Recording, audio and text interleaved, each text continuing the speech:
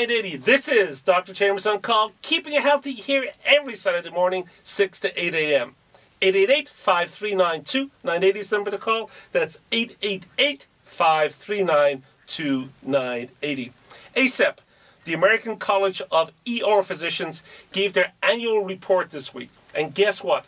The nation as a whole got a D+, barely passed. We in California did a little bit better.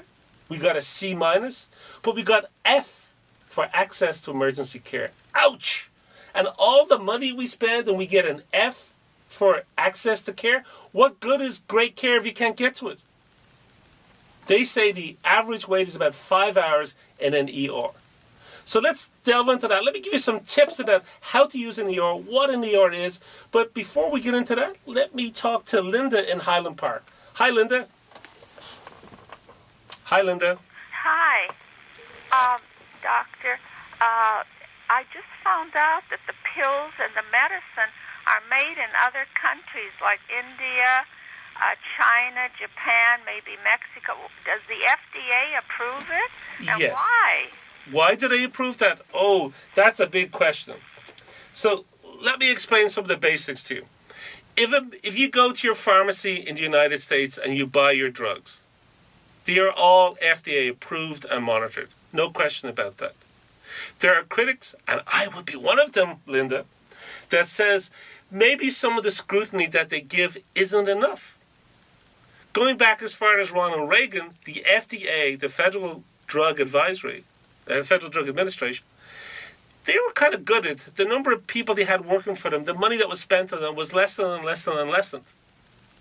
When I was in medical school, if the FDA said a drug was safe, you could put yourself on it, your mom on it, your wife on it, whoever you wanted, you knew it was safe. We've had a lot of drug recalls in the last decade because maybe the monitoring isn't as good as it could be. Now, a lot of manufacturing, whether it's in drugs or whatever, in modern life, in America especially, sadly, goes overseas. Now, a lot of countries are involved in this. For instance, my home country, Ireland, is one of the biggest manufacturers of birth control pills and Viagra in the world. In the world. Most of the Viagra is made in County Cork, a small little kind of rural place.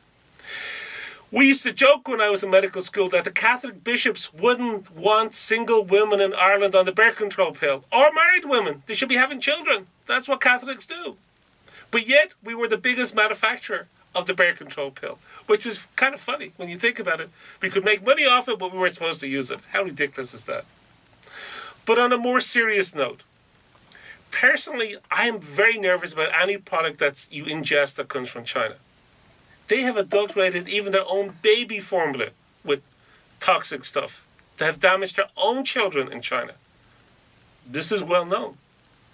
The Chinese people themselves are very angry about this.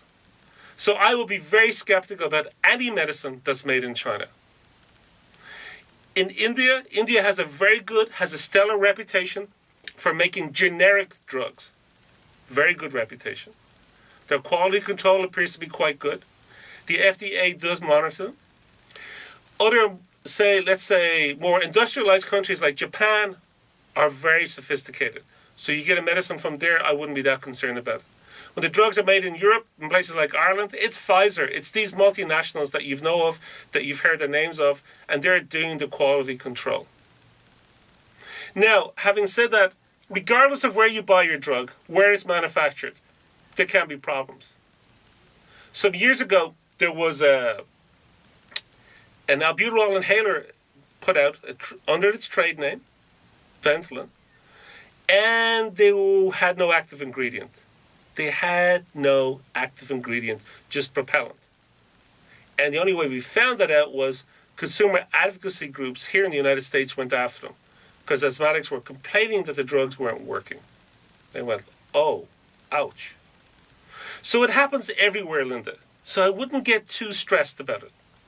But what I would say to you is this. I would avoid drugs from China. That's just a personal thing. The FDA may disagree with that, but that's what I would personally advise. Drugs coming from India, which have a very, very good generic scenario going on there, I would accept. European drugs, Japanese drugs, I would go on with that. They're pretty good. So the other question, of course, is how do you know where they're made? That's a tough one. Because I'm just trying to think, you'd have to ask the pharmacist where the drug is made from, because it's not usually written on the medicine. It's one of those products where it's not written. So I think the only way I would suggest to you to do that is to check with the pharmacist and see where is this drug coming from. But I do believe it's important to do that. And I do believe that certain countries like China, I would not take the medicine. And I'm not trying to be a China-phobe here. I'm not trying to single out China. It's just that their track record on these environmental things and these industrial things, it's pretty well known. And it's not very good. Okay, let's move on, because let's talk about everyday stuff here. Our emergency rooms. Are they working? Are they not? What do you need to know to stay healthy? Well, ACEP, the American College of ER Physicians, gave their grade this week to the nation as a whole. And the nation got D+. We got C-. Well, we got an F here in California for access to care, because it takes so long to see the ER doc, about 5 hours.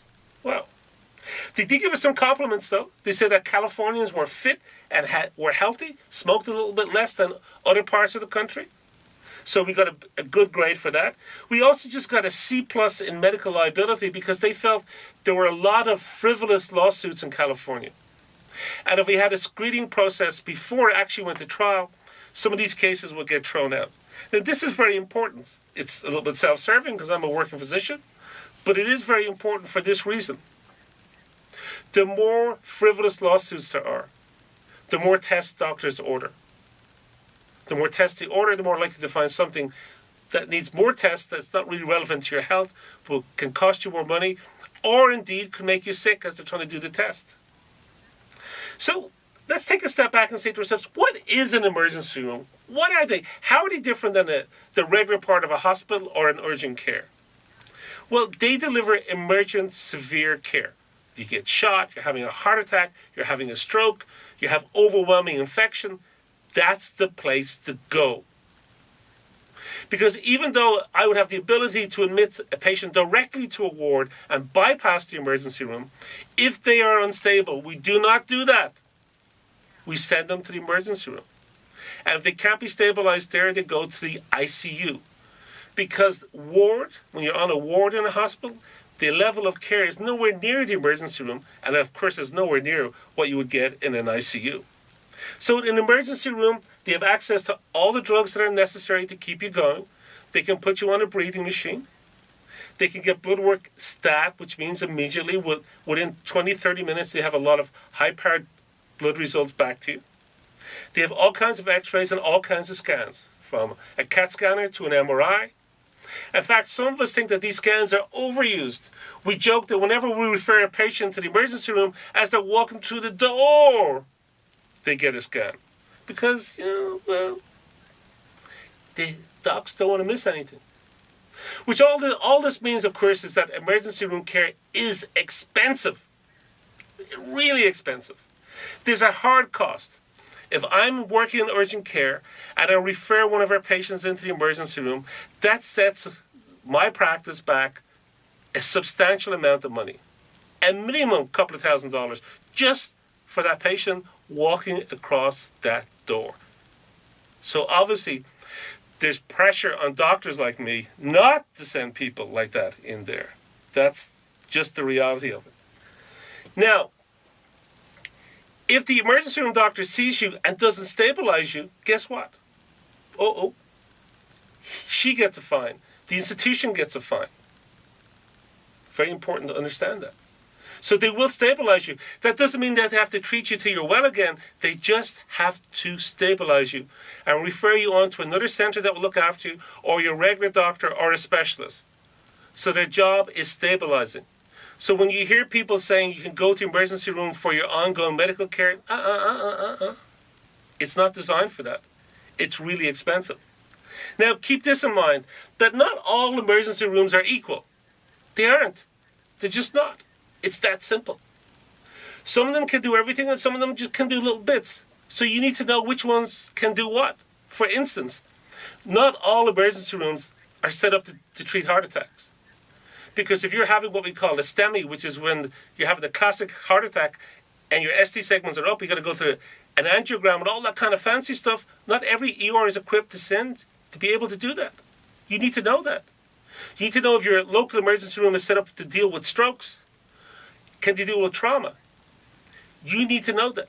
So what you need to do is phone around and say, if I'm having a heart attack, is this the emergency room I go to? If you don't want to phone around and ask the ER itself, you can talk to your doc and say, if I think I'm having a heart attack, where do I go? If I think I'm having a stroke, where do I go? I'm going to run to break. I want to spend a little bit more time on this when I come back, because there's a couple of other things that you need to understand about your emergency room.